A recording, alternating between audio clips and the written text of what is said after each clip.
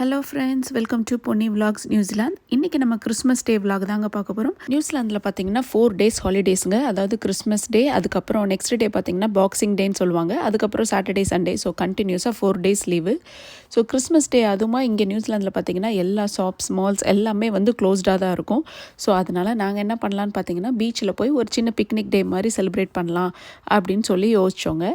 So காலையில் எந்திரிச்சோடனே நம்மளோட routine வந்து ஃப்ளாக்ஸுக்கு மில்கெல்லாம் கொடுத்துட்டு, அதுக்கப்புறம் கிறிஸ்மஸ்னாலே கேக்கு தானே, ஸோ கேக்கு பேக் பண்ணலாம். என் பசங்களுக்கு வந்து சாக்லேட் கேக்னால் ரொம்ப பிடிக்கும். ஸோ அதை வந்து பண்ண ஆரம்பிச்சிட்டேன்.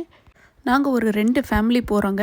என்னோடய பிளான் வந்து சிக்கன் கிரேவியும் எக்கு அப்புறம் கொஞ்சம் ஸ்நாக்ஸ் எடுக்கிறது. அவங்களோட பிளான் வந்து பிரியாணி பண்ணிவிட்டு அதுக்கப்புறம் கொஞ்சம் ஃபிஷ் ஃப்ரை பண்ணி எடுத்துகிட்டு வரேன்னு சொன்னால். ஸோ எல்லாமே ரெடி பண்ணியாச்சு. கேக்கும் ரெடி ஆயிடுச்சு. குக்கும்பர் கொஞ்சம் மிளகாப்பொடியும் உப்பும் போட்டு எடுத்தாச்சு. நம்ம ஃப்ளாக்ஸு திங்ஸு எல்லாத்தையும் லோட் பண்ணியாச்சு. நாங்கள் பார்த்தீங்கன்னா வீட்டிலேருந்து ஒரு 12 o'clock கிளம்பியாச்சு. வெஸ்ட்டில் இருக்கிற பெத்தல்ஸ் பீச்சுக்கு போகலாம் அப்படின்றது தான் பிளானு. எங்கள் ஃப்ளாக்ஸை ரொம்ப நாளைக்கு அப்புறம் காரில் வெளியில் கூட்டிகிட்டு போகிறோமா, அவனுக்கு ஒரே ஹாப்பி. வெளியில் நல்லா ஜாலியாக வேடிக்கை பார்த்துட்டு சூப்பராக என்ஜாய் பண்ணிட்டு வந்தான். அப்புறம் அன்றைக்கி வெதரும் பார்த்திங்கன்னா ரொம்பவே நல்லா இருந்தது. லாஸ்ட் 1 வீக்காகவே கொஞ்சம் மழையாக தான் இருந்தது. பட் என்னமோ தெரில, கிறிஸ்மஸ் டே அன்னைக்கு நல்ல வெதர். அப்படியே அந்த வானத்தை பாருங்கள் எவ்வளோ கிளியராக. அப்புறம் ஃபுல்லாக இது எல்லாமே காட்டுக்குள்ளே போகிற மாதிரி தான் இருந்தது. ஃபுல்லாக வந்து ட்ரீஸு, தண்ணி, அப்புறம் அந்த ஸ்கை, அதெல்லாம் பார்க்குறதுக்கே அவ்வளோ அழகாக இருந்தது. நியூசிலாந்து சொல்லவே வேண்டாம், சும்மாவே பியூட்டியாக இருக்கும்.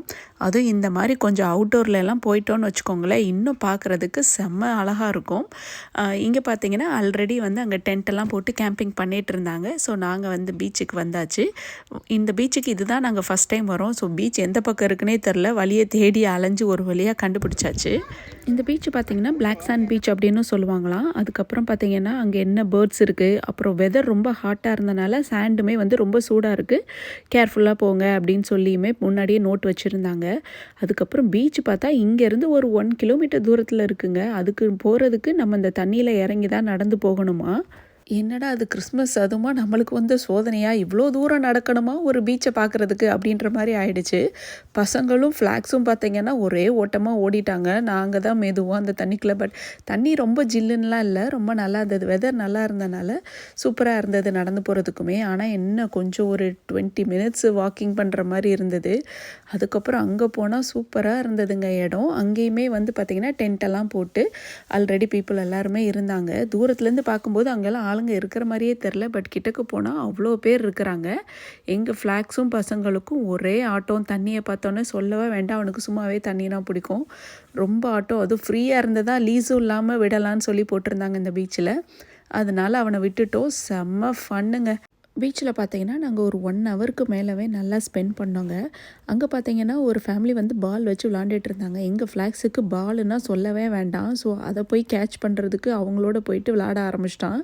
இந்த பீச்சில் பார்த்தீங்கன்னா அலையுமே ரொம்ப அதிகமாக இருந்தது. நாங்கள் இதுக்கு முன்னாடி போன பீச்சிலலாம் நான் இப்படி அலைகள் பார்த்ததே இல்லை. மேபி அன்னைக்கு அப்படி வந்ததா இல்லை இந்த பீச்சே இப்படி தான் இருக்குமான்னு தெரில. இப்போ பார்த்தீங்கன்னா ரெஸ்கியூ பீப்புள் வந்து நல்லா சுற்றி வந்துட்டு எல்லாத்துக்குமே வந்து வார்னிங் கொடுத்துட்டு தான் இருந்தாங்க, ரொம்ப உள்ளுக்குள்ளெல்லாம் போகக்கூடாதுன்னு சொல்லிட்டு.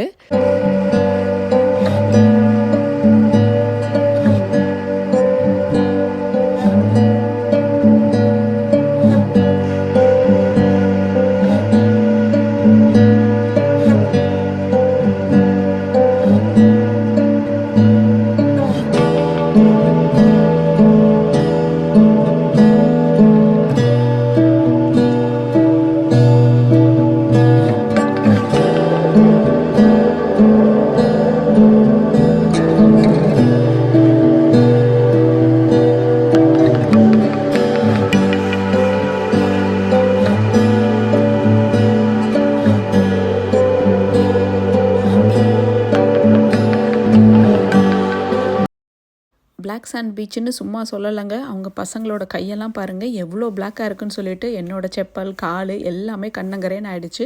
அப்புறம் வர்ற வழியிலே வாட்டர் இருக்கும். ஸோ நம்ம எல்லாத்தையுமே வந்து வாஷ் பண்ணிவிட்டு அப்புறம் டென்ட்டை எங்கே போடலான்னு சொல்லி செட் பண்ணி ஒரு இடத்த கண்டுபிடிச்சி ஃபைனல் பண்ணி அப்புறம் என் பையனும் அப்புறம் என்னோட ஹஸ்பண்ட் எல்லாம் சேர்ந்து வந்து ஒரு வழியாக டென்ட்டை போட்டு முடிச்சாச்சு. அடுத்து என்ன பண்ணுறது, பிரியாணி கடையை ஓப்பன் பண்ண வேண்டியதான் அப்படின்ற மாதிரி சாப்பாடெல்லாம் போட்டு சாப்பிட்டுட்டு அப்புறம் கொஞ்சம் நேரம் ரெஸ்ட் எடுத்துகிட்டு இருந்தோம்.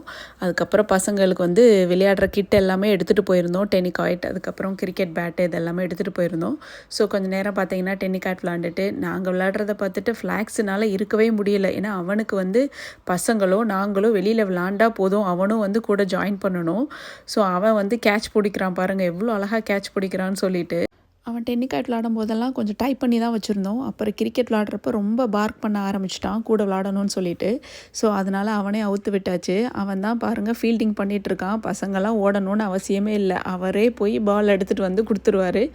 எவ்வளோ அழகாக ஓடி போய் பால் எடுத்துகிட்டு வரான் பாருங்கள். இந்த காட்டுக்குள்ளேயும் கூட வீடெல்லாம் இருக்குங்க. அங்கே பாருங்கள் ஒரு ஹார்ஸ் நின்றுட்டு இருந்துச்சு. ரொம்ப அழகாக இருந்தது தூரத்துலேருந்து பார்க்கும்போது. அப்புறம் ஒரு 6 o'clock போல் ஸ்நாக்ஸ் டைம் அப்படின்னு கேக்கெல்லாம் ஓப்பன் பண்ணி சாப்பிட்டுட்டு, அப்புறம் ஒரு 7 மணி வரை ரிலாக்ஸ் பண்ணிட்டு, அப்புறம் பார்த்தா எல்லாருமே பேக்கப் பண்ண ஆரம்பிச்சிட்டாங்க. அப்புறம் நாங்களும் பேக்கப் பண்ணிவிட்டு அப்படியே கிளம்பியாச்சு. அந்த வேளை வரும்போது வீடுங்கள்லாம் பார்க்குறதுக்கு அவ்வளோ அழகாக இருந்தது. நல்ல மலை மேலே தனியாக இருந்துச்சு. அடுத்து வாங்கினா இந்த மாதிரி வீடு தாண்டா வாங்கணும் அப்படின்ற மாதிரி ஆயிடுச்சு. வீட்டுக்கு வந்தாச்சு. பாய்.